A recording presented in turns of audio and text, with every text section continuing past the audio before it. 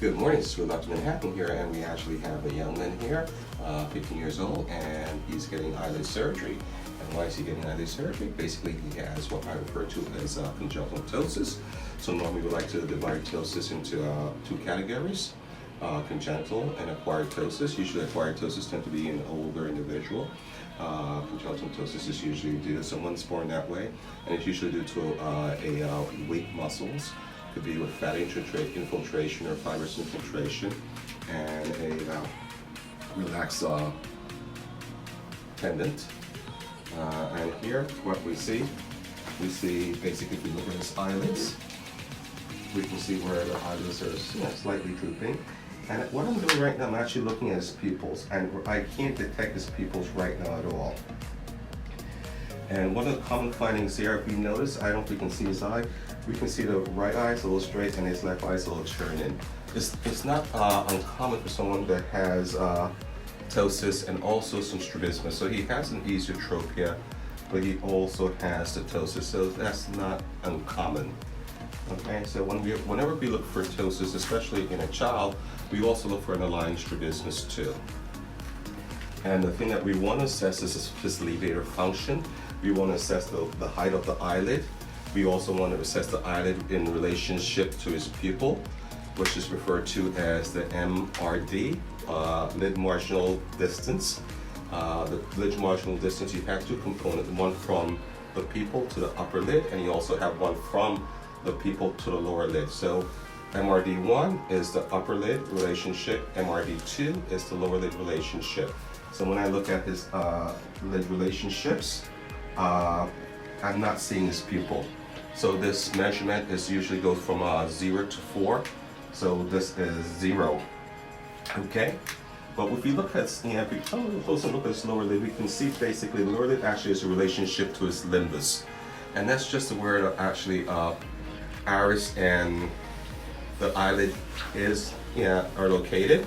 And so that's perfect. So his lower lid is perfect. It's really his upper lid which we really need to bring up so we can see his about his limbus, or within a millimeter of that limbus. So we want to bring this up here.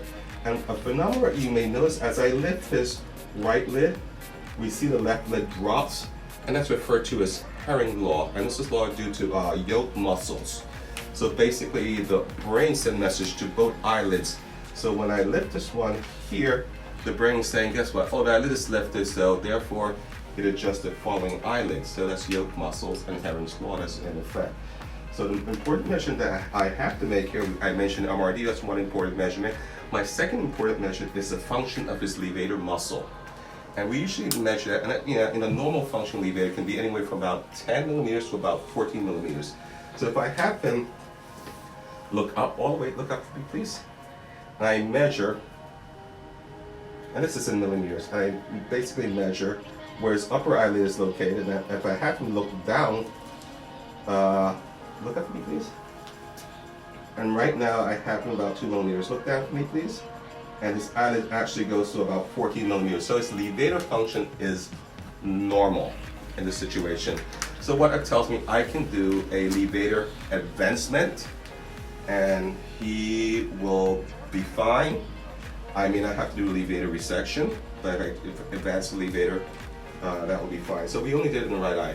But all thing we want to look at is also his eyelid opening, the upper lid to the lower lid, and that's called the palpebral fissure. And his a normal palpebral fissure is somewhere about 9 to about 11 millimeters, and his is just about